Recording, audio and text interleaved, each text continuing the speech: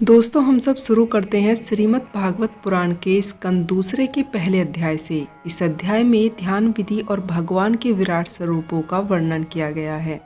तो आइए दोस्तों जानते हैं इसके बारे में।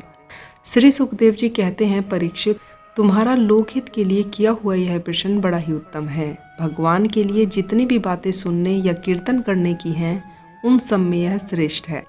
आत्मज्ञानी महापुरुष ऐसे प्रश्नों का बड़ा आदर करते हैं। जो घर के काम धंधों में उलझे हुए हैं, अपने आप को नहीं जानते, उनके लिए हजारों बातें कहने, सुनने और करने की रहती हैं। उनकी सारी उम्र बीत जाती है। उनकी रात स्त्री प्रसंग से कटती है और दिन धन की हाय हाय या कुटुंबियों के भरण पोषण में समाप्त हो जाता है। दोस्तों, संसार में जिन्हें अपना घनिष्ठ संबंधी कहा जाता है, वे पुत्र, स्त्री आदि कुछ नहीं है, परंतु जीव उनके मोह में ऐसे पागल सा हो जाता है। इसलिए परीक्षित, जो अभय पद को प्राप्त करना चाहते हैं, उसे तो हमेशा ही भगवान श्री कृष्ण की लीलाओं का श्रवण, कीर्तन और स्मरण करना चाहिए। मनुष्य जन्म का इतना ही लाभ है कि चाहे जैसा हो, ज्ञान से, भक्ति से अथवा अपने कर्मों की निष्ठा से जीवन को ऐसा बना लिया जाए कि मृत्यु के समय भगवान की स्मृति बनी रहे। परीक्षित, जो निर्गुण स्वरूप में स्थित हैं और विधि निषेध की मर्यादा को लांघ चुके हैं, वे बड़े बड़े ऋषि मुनि भी भगवान के गुणों के वर्णन में रमे रहते हैं। द्वापर के अंत में इस भागवत रूप अथवा वेद श्रीमद् भागवत नाम के महापुराण का अपने पिता श्री कृष्ण से मैंने अध्ययन किया था। हे कृष्ण, मेरी परमात्मा में पूर्ण निष्ठा है, फिर भी भगवान श्री कृष्ण की मधुर लीलाओं ने मेरे हृदय को अपनी ओर आकर्षित कर लिया है। यही कारण है कि मैंने इस पुराण का अध्ययन किया, इसलिए तुम्हें मैं इसे सुनाऊंगा। जो इसके प्रति श्रद्धा रखते हैं, उनकी शुद्ध चित्तवृत्ति भगवान श्री कृष्ण के चरण कमलों में प्रेम के साथ बड़ी ही शीघ्र लग जाती है। दोस्तों, जो लोक या परलोक में किसी भी वस्तु की इच्छा रखते हैं या उनके विपरीत संसार में दुख का अनुभव करते हुए जो उनसे विरक्त हो गए हैं और मोक्ष पद को प्राप्त करना चाहते हैं, उन साधकों के लिए तथा योग सिद्ध ज्ञानियों के लिए भी समस्त शास्त्र का यही निर्णय है कि वे भगवान के नामों का प्रेम पूर्वक कीर्तन करें। अपने कल्याण की ओर से असावधान रहने वाले पुरुषों की वर्षों लंबी आयु भी व्यर्थ बीत जाती है। उससे क्या लाभ? सावधानी से ज्ञान पूर्वक बिताई हुई घड़ी 2 घड़ी भी श्रेष्ठ है, क्योंकि उसके द्वारा अपने कल्याण की चेष्टा तो की जा सकती है। ऋषि अपनी अपनी आयु की समाप्ति का समय जानकर 2 घड़ी में ही सब कुछ त्याग कर भगवान के पद को प्राप्त हो गए। परीक्षित, अभी तो तुम्हारे जीवन की अवधि 7 दिनों की है। इसी बीच तुमको अपने परम कल्याण के लिए जो कुछ करना चाहिए सब कर लो।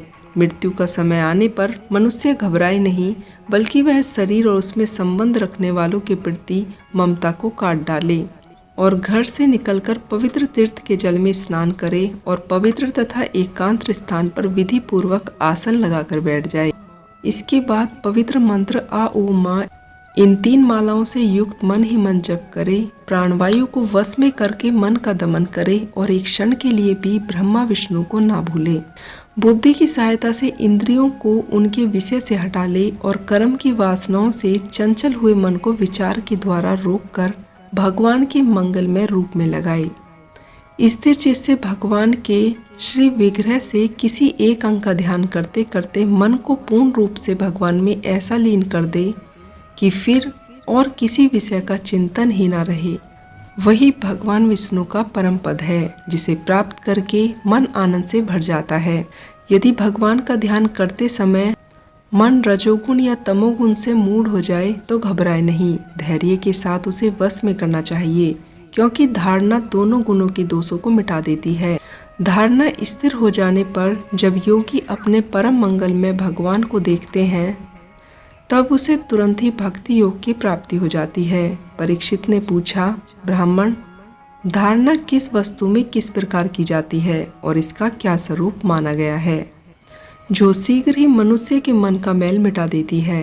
श्री सुखदेव जी कहते हैं, परीक्षित, आसन, श्रास, आसक्ति, इंद्रियों पर विजय प्राप्त करने के लिए बुद्धि के द्वारा मन को भगवान के रूपों में लगाना चाहिए। यह कार्यक्रम संपूर्ण विश्व में जो कुछ कभी था, हो या होगा, सब का सब जिसमें दीन पड़ता है, वही भगवान का विराट शरीर है।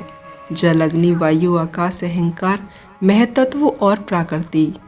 इन 7 आवरणों से घिरे हुए इस ब्रह्मांड शरीर में जो पुरुष भगवान है वे ही धारणा के आश्रय हैं, उन्हीं की धारणा की जाती है।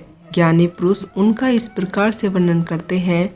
पाताल विराट पुरुष के तलवे हैं, उनकी एड़ियां और पंजे रसातल हैं, दोनों एड़ी के ऊपर की गांठें महातल है, उनके पैरों के पिंड तलातल हैं। विश्व मूर्ति भगवान के दोनों घुटने सूतल हैं, जांघें वितल हैं और अतल हैं, पेटु भूतल है और परीक्षित उनके नाभि स्वरूप सरोवर को ही आकाश कहते हैं। आदि पुरुष परमात्मा की छाती को स्वर्णलोक, गले को महरलोक, मुख को जनलोक और ललाट को तपोलोक कहते हैं। उस भगवान का मस्तक समुद्र ही सत्यलोक है। इंद्रादि देवता उनकी भुजाएं हैं, दिशाएं कान शब्द श्रवण इंद्रियां हैं। दोनों अश्विनी कुमार उनकी नासिका के छिद्र हैं और धधकती हुई आग उनका मुख है। भगवान विष्णु के नेत्र अंतरिक्ष हैं, उसमें देखने की शक्ति सूर्य है। दोनों पल के रात और दिन हैं, तालु जल है और जीभ रस है। वेदों को भगवान का मस्तक कहते हैं और यम को डाढ़े। सब प्रकार के स्नेह दांत हैं और उनकी माया को ही उनकी मुस्कान कहा जाता है। यह सृष्टि उनकी माया का ही विक्षेप है। लज्जा ऊपर का होठ और लोभ नीचे का होठ है। धर्म स्तन और अधर्म पीठ है। समुद्र कोक है और बड़े बड़े पर्वत उनकी हड्डियां हैं। विराट पुरुष की नाड़ियां नदियां हैं। वृक्ष रोम है, परम प्रबल वायु श्वास है। काल उनकी चाल है और गुणों का चक्कर चलते रहना ही उनका कर्म है। परीक्षित, बादलों को उनके केस कहा गया है, संध्या उनका वस्त्र है। महात्माओं ने मूल प्रकृति को ही उनका हृदय बताया है और सब विकारों का यह खजाना उनका मन चंद्रमा कहा गया है। महतत्व को भगवान का चित्त कहते हैं और रुद्र को उनके अहंकार कहा जाता है। घोड़े, खच्चर, ऊंट, हाथी उनके नख हैं। वन में रहने वाले सारे मृग और पशु उनके प्रदेश में स्थित हैं। तरह तरह के पक्षी उनके अद्भुत रचना कौशल हैं। मनु को उनकी बुद्धि और मनु की संतानें मनुष्य के निवास स्थान हैं। गंधर्व, विधर, चरण और अप्सराएं उनके स्वर्ण की स्मृतियां हैं। दैत्य उनके वैर्य हैं। ब्राह्मण मुख, क्षत्रिय भुजाएं, वैश्य जघाएं और शूद्र उनका विराट स्वरूप है। विधिवत देवताओं के नामों से जो बड़े बड़े यज्ञ किए जाते हैं वे उनके कर्म हैं। परीक्षित, भगवान के स्थूल शरीर को यही स्वरूप है। परीक्षित, भगवान के स्थूल शरीर का यही स्वरूप है, सो मैंने तुम्हें सुना दिया। इससे पुरुष बुद्धि के द्वारा मन को स्थिर करते हैं, क्योंकि इससे भीतर और कोई वस्तु नहीं। जैसे स्वप्न देखने वाला अपने आप को ही विविध पदार्थों के रूप में देखता है, वैसे ही उसकी बुद्धि वित्तियों के द्वारा ही कुछ अनुभव कराने वाले परमात्मा भी एक ही हैं। इसलिए उन सत्य स्वरूप आनंद विधि भगवान का ही भजन करना चाहिए। अन्य किसी भी वस्तु में आसक्ति नहीं करनी चाहिए, क्योंकि यह मनुष्य के चरित्र या जीवन शक्ति का कारण है। दोस्तों, आप लोगों ने भगवान के विराट स्वरूप के बारे में जाना और अब जानते हैं श्रीमद् भागवत पुराण द्वितीय स्कंद के दूसरे अध्याय के बारे में। इसमें हम भगवान के स्थूल और सूक्ष्म रूपों की धारणा तथा क्रम मुक्ति और सदो मुक्ति के वर्णन विस्तार पूर्वक जानेंगे। तो चलिए दोस्तों जानते हैं। श्री सुखदेव जी कहते हैं, सृष्टि के प्रारंभ में ब्रह्मा जी ने इस धारणा के द्वारा प्रसन्न हुए भगवान से वह स्मृति प्राप्त की थी जो पहले विलुप्त हो गई थी। इससे उनकी दृष्टि और बुद्धि ठीक हो गई थी। तब उन्होंने इस जगत को वैसे ही रचा जैसे कि वह प्रलय से पहले। वेदों का वर्णन इस प्रकार से है कि लोगों की बुद्धि स्वर्ग आदि में फंस जाती है। जीव जहाँ सुख की वासना में भटकने लगता है, किंतु उस लोकों में कहीं भी उसे सच्चे सुख की प्राप्ति नहीं होती। यदि संसार के पदार्थ बिना परिश्रम के ही मिल जाएं, तब परिश्रम को व्यर्थ समझकर उसके लिए कोई प्रत्यंत ही क्यों करेगा। जमीन पर सोने से काम चल सकता है तो पलंग के लिए प्रत्यंत कौन करेगा। जब भुजाएं भगवान की कृपा से मिली हुई हैं, तब तकिए की क्या आवश्यकता। जब मंजली से ही काम चल जाता है, तब बर्तनों को इकट्ठा करके रखने का क्या ही फायदा। वृक्षों की छाल पहनकर या वस्त्रहीन रहकर भी यदि जीवन बिताया जा सकता है, तो वस्त्रों की आवश्यकता ही क्या होगी। भूख लगने पर दूसरों के लिए ही शरीर धारण करने वाले वृक्ष क्या फल फूल की भिक्षा नहीं देते। जल चाहने वालों के लिए नदियां क्या बिल्कुल सूख गई हैं। रहने के लिए क्या पहाड़ों की गुफाएं बंद हो गई हैं। अरे भाई, क्या भगवान भी अपने शरणागतों की रक्षा नहीं करते?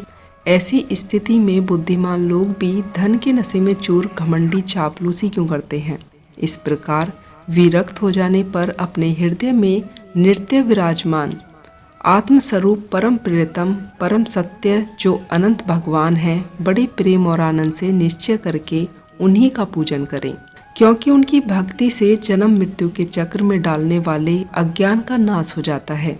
पशुओं की बात तो अलग है, परंतु मनुष्य में भला ऐसा कौन है जो लोगों को इस संसार रूपी वैतरणी नदी में गिरकर अपने दुखों को भोगते हुए देखकर भी भगवान का चिंतन नहीं करेगा और इन विषय भोगों में ही अपने चित्त को भटकने देगा। कोई साधक अपने शरीर के भीतर विराजमान भगवान के स्वरूप की धारणा करते हैं।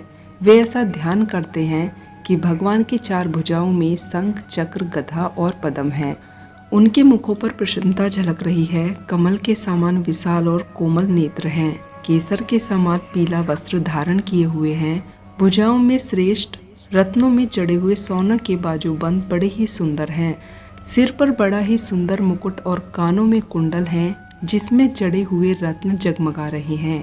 उनके चरण कमल कणिका पर विराजित हैं। उनके हृदय में एक सुनहरी रेखा है। गले में गौस्तुम मणि लटक रही है। वृक्ष स्थल वरमाला से घिरा हुआ है। अंगुलियों में बहुमूल्य अंगूठियां, चरणों में नुपुर और हाथों में कंगन आदि आभूषण धारण किए हुए हैं। उनके बालों की लटें बड़ी ही चमकीली, निर्मल, घुंघराली और नीली हैं।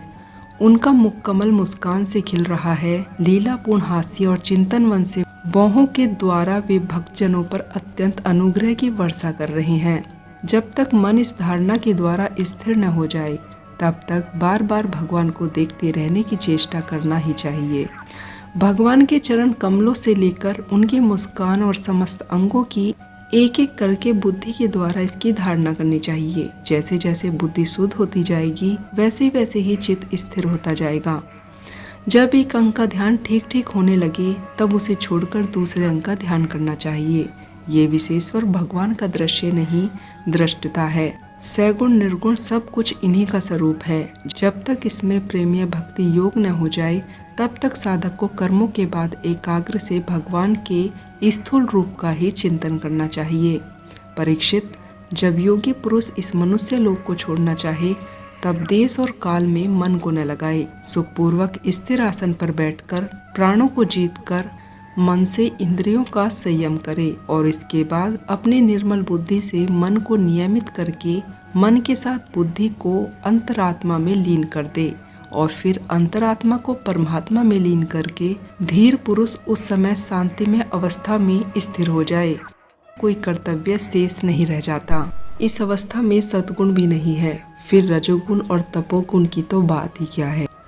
अहंकार, महत्त्व और प्रकृति का भी वहाँ अस्तित्व नहीं है। उस स्थिति में जब देवताओं के काल की भी दाल नहीं गलती, फिर देवता और उसके अधीन रहने वाले प्राणी तो रह ही कैसे सकते हैं। इस प्रकार परमात्मा से पदार्थों का त्याग कराना चाहते हैं और शरीर तथा उनके संबंधी आत्मबुद्धि का त्याग करके हृदय के द्वारा भगवान के जिस परम स्वरूप का आलिंगन करते हुए अनन्य प्रेम से परिपूर्ण रहते हैं, वही भगवान विष्णु का परम पद है।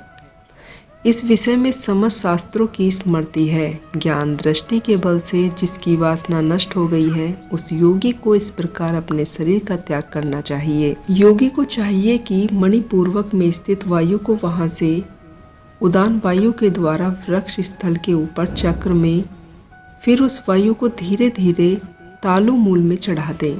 2 नासा छिद्र और मुख, इन 7 छिद्रों को रोककर उस वायु को बाहों के बीच में आज्ञा चक्र में ले जाएं।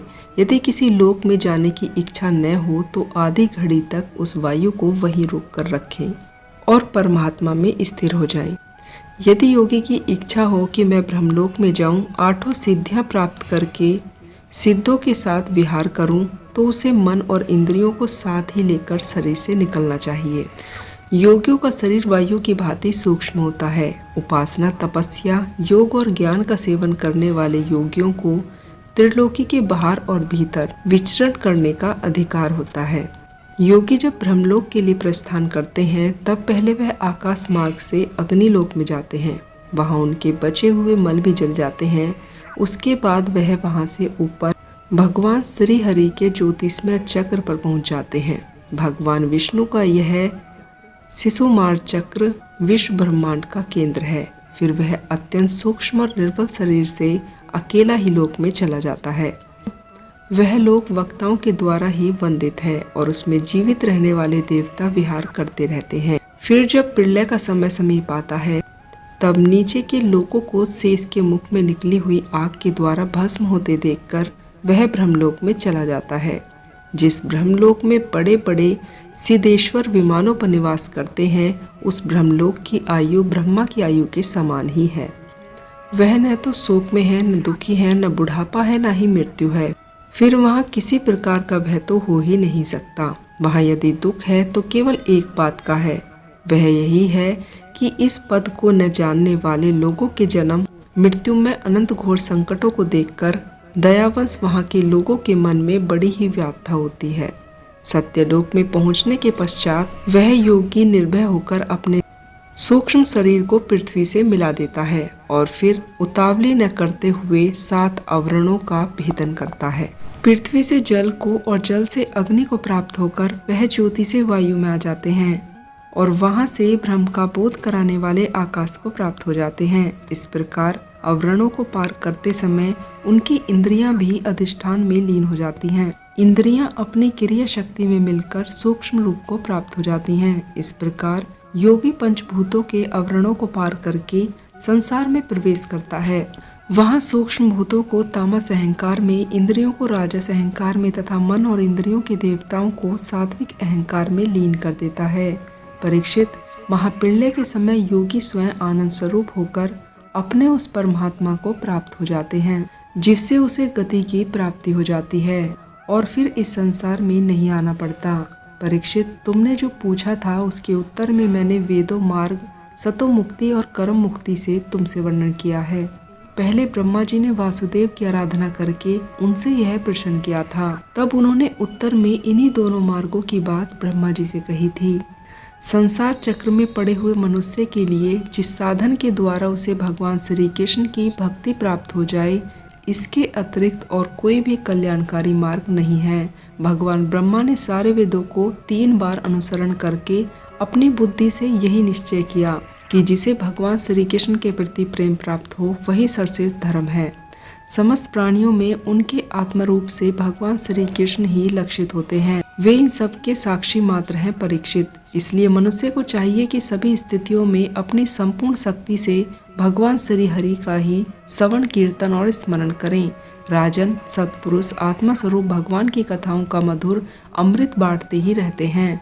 जो अपने कान में भर भर के उनका पान करते हैं, उनके हृदय से विषयों का विषैला प्रभाव जाता ही रहता है और वह शुद्ध हो जाते हैं और वे भगवान श्री कृष्ण के चरण कमलों को प्राप्त हो जाते हैं।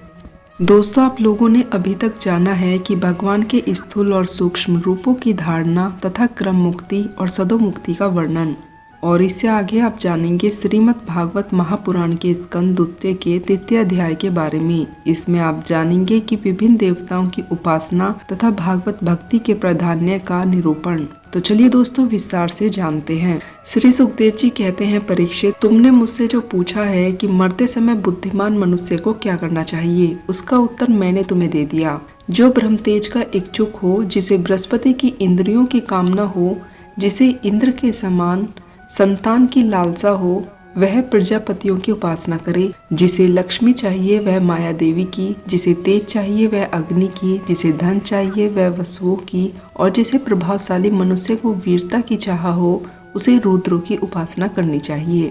जिसे बहुत अन्न प्राप्त करने की इच्छा हो वह अदिति का, जिसे स्वर्ग की कामना हो वह अदिति के पुत्र देवताओं का, जिसे राज्य की अभिलाषा हो वह विश्वदेवों का, और जो प्रजा को अपना अनुकूल बनाने की इच्छा रखने वाला हो उसे साध्य देवताओं की आराधना करनी चाहिए। आयु की इच्छा रखने वाले को अश्वनी कुमारों का, और अगर पृथ्वी और प्रतिष्ठा की चाह रखने वाले हों तो माता पृथ्वी का सेवन करना चाहिए। सौंदर्य की चाह रखने वालों को गंधर्वों का, पत्नी की प्राप्ति के लिए उर्वशी अप्सराओं का, और सबका स्वामी बनने के लिए ब्रह्मा की आराधना करनी चाहिए।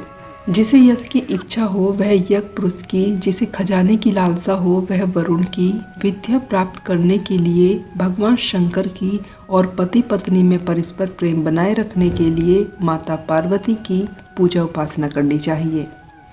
धर्म के लिए विष्णु भगवान की, वंश परंपरा की रक्षा के लिए पितरों की, बाधाओं से बचने के लिए यक्षों की और बलवान होने के लिए मरुद्रोणों की आराधना करनी चाहिए। राज्य के लिए देवी को, भोगों के लिए चंद्रमा को और निष्कामता प्राप्त करने के लिए परम पुरुष नारायण की पूजा करनी चाहिए।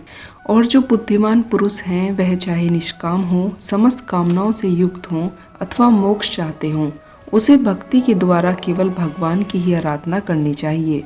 जितने भी उपासक हैं उनका सबसे बड़ा हित इसी में है कि वो भगवान के भक्तों का संग करके भगवान में प्रेम प्राप्त कर लें। ऐसे पुरुषों के सत्संगों में जो भगवान की लीलाएं कथाएं होती हैं उससे उस दुर्लभ ज्ञान की प्राप्ति हो जाती है, जिससे संसार में तरंगमालाओं के थपेड़े शांत हो जाते हैं, इंद्रियों के विषयों में आसक्ति नहीं रहती, मोक्ष का मार्ग भक्ति योग प्राप्त हो जाता है। भगवान की ऐसी रहस्यमय कथाओं का चस्का लग जाने पर भला कौन ऐसा है जो उनसे प्रेम न करे। सौनक जी ने कहा, सूत जी, राजा परीक्षित ने श्री सुखदेव जी की यह बात सुनकर उनसे क्या पूछा। सूत जी, आप तो सब कुछ जानते हैं, हम लोग उनकी वह बातचीत बड़े प्रेम से सुनना चाहते हैं, आप कृपा करके अवश्य बताइए, क्योंकि संतों की सभा में ऐसी ही बातें होती हैं जिनका अंत भगवान की रसमय लीला कथा में ही होता है। पांडुनंदन, महारथी राजा परीक्षित बड़े ही भागवत भक्त थे। बाल्यावस्था में खिलौने से खेलते समय भी वे श्री कृष्ण लीला का ही रस लेते थे। श्री सुखदेव जी भी जन्म से ही भक्त वत्सल परायण थे।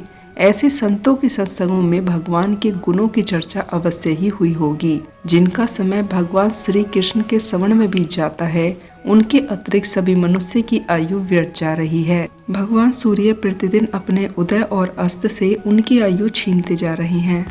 क्या वृक्ष नहीं जीते? गांव के पालतू पशु या मनुष्य पशुओं की तरह ही खाते पीते नहीं हैं? उनके कानों में भगवान श्री कृष्ण की लीला कथा नहीं पड़ी? पशु, कुत्ता, सुअर, ऊंट और गधे से भी गया गुजरा है। सूत जी, जो मनुष्य भगवान श्री कृष्ण की कथा कभी नहीं सुनता, उसके कान बैल के समान है। जो जीव भगवान की लीलाओं का गायन नहीं करती वह मेंढक की जीभ के समान है। उनका न रहना ही अच्छा है। जो सिर कभी भगवान श्री कृष्ण के चरण कमलों में नहीं झुका, वह रेशमी वस्त्रों से सुशोभित और मुकुट से युक्त होने पर भी बोझ मात्र ही है। जो हाथ भगवान की सेवा पूजा नहीं करते वे मुर्दों के समान है। जो आंखें भगवान को याद दिलाने वाली मूर्ति, तीर्थ, नदी आदि का दर्शन नहीं करते वे मोरों के पंख में बनी हुई आंख के चिन्ह के समान है। जिस मनुष्य ने संतों के चरणों की धूल कभी अपने सिर पर नहीं चढ़ाई वह जीता हुआ मुर्दा है।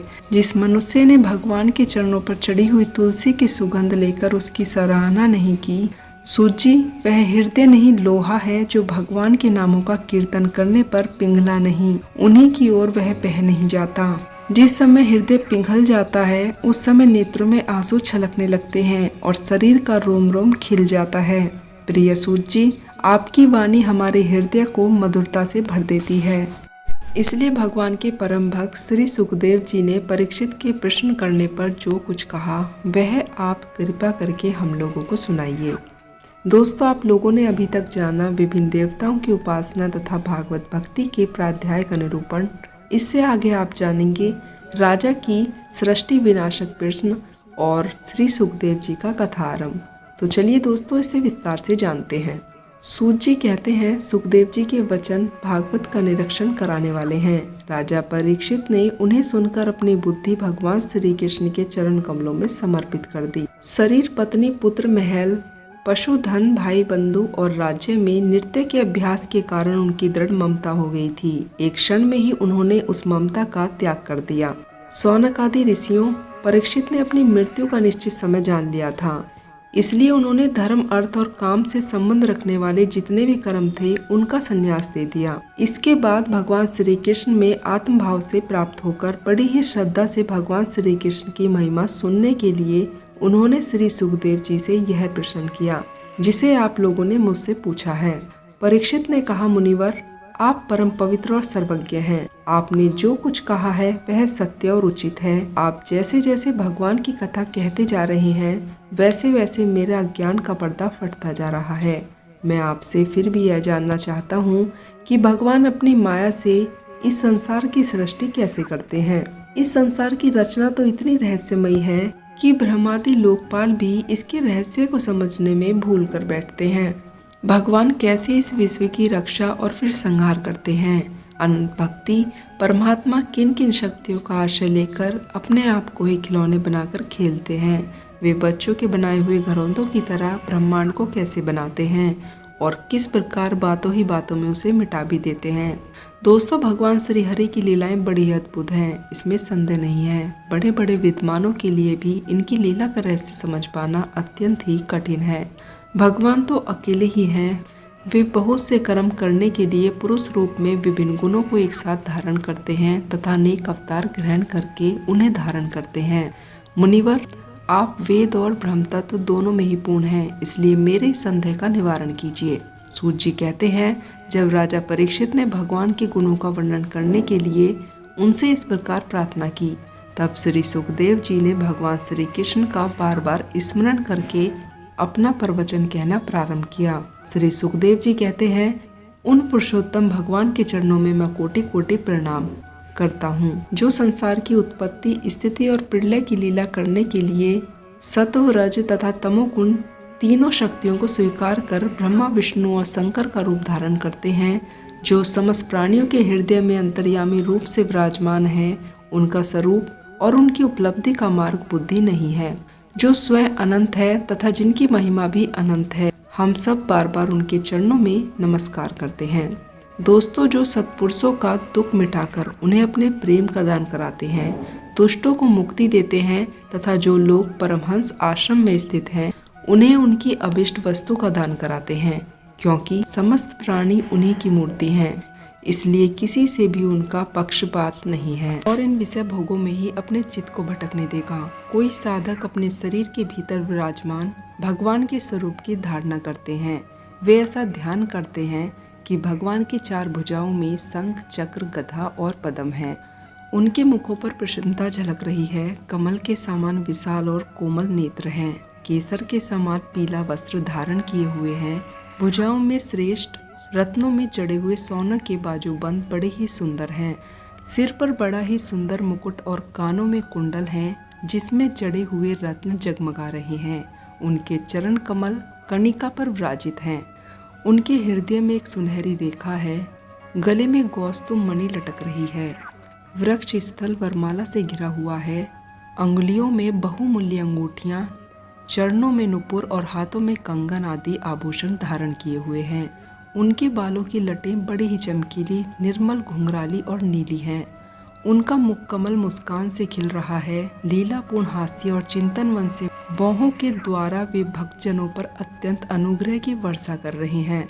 जब तक मन इस धारणा के द्वारा स्थिर न हो जाए, तब तक बार बार भगवान को देखते रहने की चेष्टा करना ही चाहिए। भगवान के चरण कमलों से लेकर उनकी मुस्कान और समस्त अंगों की एक एक करके बुद्धि के द्वारा इसकी धारणा करनी चाहिए। जैसे जैसे बुद्धि शुद्ध होती जाएगी, वैसे वैसे ही चित्त स्थिर होता जाएगा। जब एक अंग का ध्यान ठीक ठीक होने लगे, तब उसे छोड़कर दूसरे अंग का ध्यान करना चाहिए। ये विशेश्वर भगवान का दृश्य नहीं, दृष्टता है। सैगुण निर्गुण सब कुछ इन्हीं का स्वरूप है। जब तक इसमें प्रेम या भक्ति योग न हो जाए, तब तक साधक को कर्मों के बाद एकाग्र से भगवान के स्थूल रूप का ही चिंतन करना चाहिए। परीक्षित, जब योग्य पुरुष इस मनुष्य लोक को छोड़ना चाहे, तब देश और काल में मन को न लगाए। सुखपूर्वक स्थिर आसन पर बैठकर प्राणों को जीतकर मन से इंद्रियों का संयम करे और इसके बाद अपने निर्मल बुद्धि से मन को नियमित करके मन के साथ बुद्धि को अंतरात्मा में लीन कर दे और फिर अंतरात्मा को परमात्मा में लीन करके धीर पुरुष उस समय शांतिमय अवस्था में स्थिर हो जाए। फिर उसके लिए कोई कर्तव्य शेष नहीं रह जाता। जो बड़े ही भक्त हैं और भक्तिहीन लोग उनकी छाया भी नहीं छू सकते तथा ऐसे ऐश्वर्य से युक्त होकर जो ब्रह्म स्वरूप अपने धाम में विहार करते रहते हैं, उन भगवान श्री कृष्ण को मैं बार बार नमस्कार करती हूँ। जिनका कीर्तन, स्मरण, दर्शन, श्रवण और पूजन जीवों के पापों को नष्ट कर देता है, उन भगवान श्री कृष्ण को मैं बार बार नमस्कार करती हूँ। विवेकी पुरुष जिसके चरण कमलों की शरण लेकर अपने हृदय से इस लोक की आसक्ति निकाल देते हैं और बिना किसी परिश्रम के ही ब्रह्मपद को प्राप्त कर लेते हैं, उन भगवान श्री कृष्ण को अनेक बार नमस्कार है। बड़े बड़े तपस्वी, दानी, सदाचारी जब तक अपने साधनों को तथा अपने आप को उनके चरणों में समर्पित नहीं कर देते, तब तक उन्हें कल्याण की प्राप्ति नहीं होती। जिनके प्रति आत्मसमर्पण की ऐसी महिमा है, उन भगवान को मैं बार बार नमस्कार करती हूँ। नीच जातियों तथा दूसरे पापी जिनके शरणागत भक्तों की शरण ग्रहण करने से पवित्र हो जाते हैं, उन सर्वशक्तिमान भगवान को मैं बार बार नमस्कार करती हूँ। वे ही भगवान ज्ञानेंद्रियों के आत्मा हैं, भक्तों के स्वामी हैं, धार्मिकों के लिए धर्म मूर्ति हैं और तपस्वियों के लिए तप स्थल हैं। ब्रह्मा, शंकर आदि बड़े बड़े देवता भी अपने शुद्ध हृदय से उनके स्वरूप का चिंतन करते हैं और आश्चर्यचकित होकर देखते ही रहते हैं। वे मुझ पर प्रसाद की वर्षा करें, जो समस्त संपत्तियों की स्वामिनी लक्ष्मी देवी के पति हैं, समस्त यज्ञों के फलदाता हैं, प्रजा के रक्षक हैं, सबके अंतर्यामी और समस्त लोगों के पालन करता हैं तथा पृथ्वी देवी के स्वामी हैं। विद्वान पुरुष जिनके चरण कमलों के चिंतन से शुद्ध हुई बुद्धि के द्वारा आत्म तत्व का साक्षात्कार करते हैं, वे प्रेम और मुक्ति के लूटने वाले भगवान श्री कृष्ण मुझ पर प्रसन्न हों। जिन्होंने सृष्टि के समय ब्रह्मा के हृदय में स्मृति जागृत करने के लिए ज्ञान की देवी को प्रेरित किया और वे अपने अंगों के सहित वेद के रूप में उनके मुख से प्रकट हुई, वे भगवान मुझ पर कृपा करें, मेरे हृदय में प्रकट हों और 5 ज्ञानेंद्रियां, 5 कामनेंद्रियां, 5 प्राण और 1 मन, इन 16 कलाओं से युक्त होकर इनके द्वारा 16 विषयों का भोग करें। वे भगवान मेरी वाणी को अपने गुणों से अलंकृत कर दें। सत्पुरुष जिनके मुख कमलों के समान झरती हुई ज्ञानमयी सुधा का पान करते रहते हैं, उस सर्वज्ञ भगवान व्यास के चरणों में मेरा बारंबार नमस्कार है। परीक्षित, ब्रह्मा ने नारद के प्रश्न करने पर यही बात कही थी, जिसका स्वयं भगवान नारायण ने उन्हें उपदेश दिया था और वही मैं तुमसे कह रहा हूँ। दोस्तों, आप लोगों ने जाना श्रीमद् भागवत पुराण के स्कंद दूसरे के 4 अध्याय में राजा का सृष्टि विषयक प्रश्न और श्री सुखदेव जी का कथा आरंभ। इससे आगे हम जानेंगे सृष्टि वर्णन के बारे में। आइए इसके बारे में विस्तार से जानते हैं। नारद जी ने कहा, पिताजी, आप केवल मेरे ही नहीं सबके पिता हैं, समस्त देवताओं में श्रेष्ठ हैं, आपको मेरा प्रणाम है। आप मुझे वह ज्ञान दीजिए जिससे आत्म तत्व का साक्षात्कार हो जाता है। पिताजी, संसार का क्या लक्षण है, इसका आधार क्या है, इसका निर्माण किसने किया है, इसका प्रलय किसमें होता है, यह किसके अधीन है और वास्तव में यह है क्या वस्तु है, आप इसका तत्व बतलाइए। आप तो यह सब जानते ही हैं, क्योंकि जो कुछ हुआ या हो रहा है या होगा, उसके स्वामी आप ही हैं। यह संसार हथेली पर रखे हुए आंवले के समान आपकी ज्ञान की दृष्टि में है। पिताजी, आपको यह ज्ञान कहाँ से मिला, आप किसके आधार पर ठहरे हुए हैं, आपका स्वामी कौन है और आपका स्वरूप क्या है। आप अकेले ही अपनी माया से पंचभूतों के द्वारा प्राणियों की सृष्टि कर लेते हैं, वैसे ही आप अपनी शक्ति से जीवों को अपने में ही उत्पन्न करते हैं और फिर आप में कोई विकार भी नहीं होता। जगत में नाम, रूप और गुणों से जो कुछ जाना जाता है, उसमें ऐसी कोई सत, असत, उत्तम, मध्य या अधम वस्तु नहीं दिखता जो आपके सिवाय और किसी से उत्पन्न हुई हो।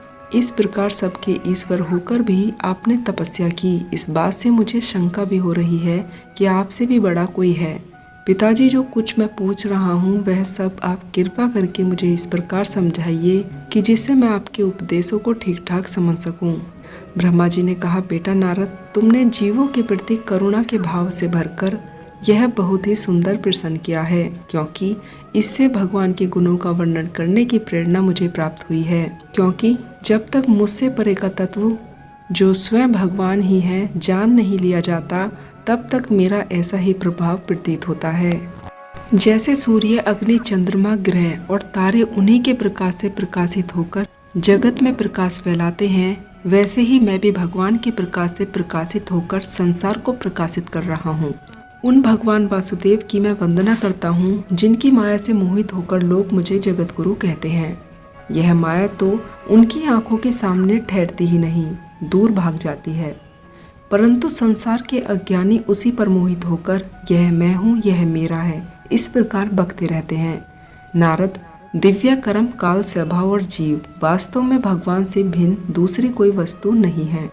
वेद नारायण के परायण हैं, देवता भी नारायण के ही अंगों में से कल्पित हुए हैं और समस्त यज्ञ भी नारायण की प्रसन्नता के लिए ही है तथा उनसे जिन लोगों की प्राप्ति होती है वे भी नारायण ही हैं। सब प्रकार के योग भी नारायण की प्राप्ति के लिए ही बने हुए हैं। सारी तपस्याएं नारायण की ओर ही ले जाने वाली हैं। ज्ञान के द्वारा भी नारायण ही जाने जाते हैं। समस्त भगवान नारायण ही हैं। उन्होंने ही मुझे बताया है और उनकी दृष्टि से ही प्रेरित होकर मैं उनकी इच्छा अनुसार सृष्टि की रचना करता हूँ।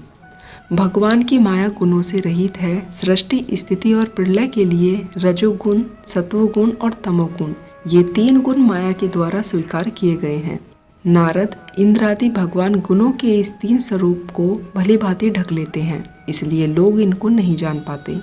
सारे संसार के तौर तरीके एकमात्र स्वामी में ही हैं। मायापति भगवान ने अपनी माया से अपने स्वरूप में स्वयं प्राप्त काल, कर्म और स्वभाव को स्वीकार किया है। भगवान की शक्ति से ही काल में तीनों गुणों में शोभ उत्पन्न किए गए हैं। रजोगुण और सत्वगुण की वृद्धि होने पर महत्ता को ही विकार हुआ है। उससे ज्ञान क्रिया का विकार हुआ, वह अहंकार कहलाया और विकार को प्राप्त होकर 3 प्रकार का हो गया। नारद जी, ये ज्ञान शक्ति, क्रिया शक्ति और दिव्य शक्ति प्रधान है। जब पंचभूतों के तामस अहंकार में विकार हुआ तब उससे आकाश की उत्पत्ति हुई। जब आकाश में विकार हुआ तब उससे वायु की उत्पत्ति हुई। उसका गुण स्पर्श है। काल, कर्म और स्वभाव से वायु में विकार हुआ, उससे तेज की उत्पत्ति हुई। तेज के विकार से जल की उत्पत्ति हुई, इसका गुण है रस। कारण तत्वों के गुण शब्द, स्पर्श और रूप भी इसमें है। जल के विकार से पृथ्वी की उत्पत्ति हुई, इसके गुण है गंध। कारण के गुण कार्य में आते हैं। इस न्याय के शब्द स्पर्श, रूप और रस, ये चारों गुण भी इसमें विद्यमान है। वैकारिक अहंकार से मन की और इंद्रियों के 10 देवताओं की उत्पत्ति हुई। उनके नाम हैं दिशा, वायु, सूर्य, वरुण, अश्वनी कुमार, अग्नि, इंद्र, विष्णु, मित्र और प्रजापति। तेजस अहंकार के विकार से श्रोत, त्वचा, नेत्र, जुबान और ग्रहण, ये 5 कामनेन्द्रियां उत्पन्न हुई। साथ ही ज्ञान शक्ति, रूप वृद्धि और क्रिया शक्ति रूप प्राण भी तेजस अहंकार से ही उत्पन्न हुए। जिस समय से पंचभूत, इंद्रियां, मन और सत्व आदि 3 गुण संगठित नहीं थे तब अपने रहने के लिए भोगों के साधन रूप शरीर की रचना कर सके। तब भगवान ने उन्हें अपनी शक्ति से प्रेरित किया। तब वे तत्व परस्पर एक दूसरे के साथ मिल गए और सृष्टि के पिंड और ब्रह्मांड दोनों की रचना की। फिर काल, कर्म और स्वभाव को स्वीकार करने वाले भगवान ने उसे जीवित कर दिया।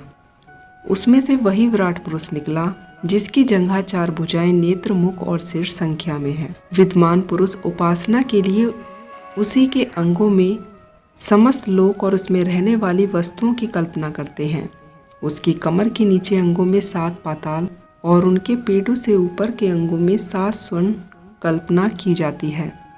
ब्राह्मण इस विराट पुरुष का मुख है, भुजाएं क्षत्रिय हैं, जांघों से वैश्य और पैरों से शूद्र उत्पन्न हुए हैं। उनके गले में जनलोक, दोनों स्तनों में तपोलोक और मस्तक में ब्रह्मलोक का नित्य निवास स्थान सत्यलोक है।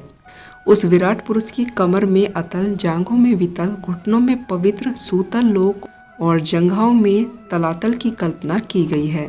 एड़ी के ऊपर की गांठों में महातल, पंजे और एड़ियों में रसातल और तलुओं में पाताल समझना चाहिए। इस प्रकार विराट पुरुष स्वर्लोकमयी है। विराट भगवान के अंगों में इस प्रकार भी लोकों की कल्पना की जाती है। उसके चरण में पृथ्वी है और सिर में स्वलोक है। दोस्तों, आप लोगों ने श्रीमद् भागवत पुराण के 5 अध्यायों के विषय में जाना। अगर आपको यह जानकारी पसंद आई हो तो चैनल से जुड़े रहने के लिए चैनल को सब्सक्राइब करें और मोटिवेट करने के लिए वीडियो को लाइक करें। तो दोस्तों, मिलती हूँ गीता के अध्यायों के साथ। तब तक के लिए आप लोग अपना ध्यान रखें, खुश रहें। जय सनातन, जय श्री कृष्णा।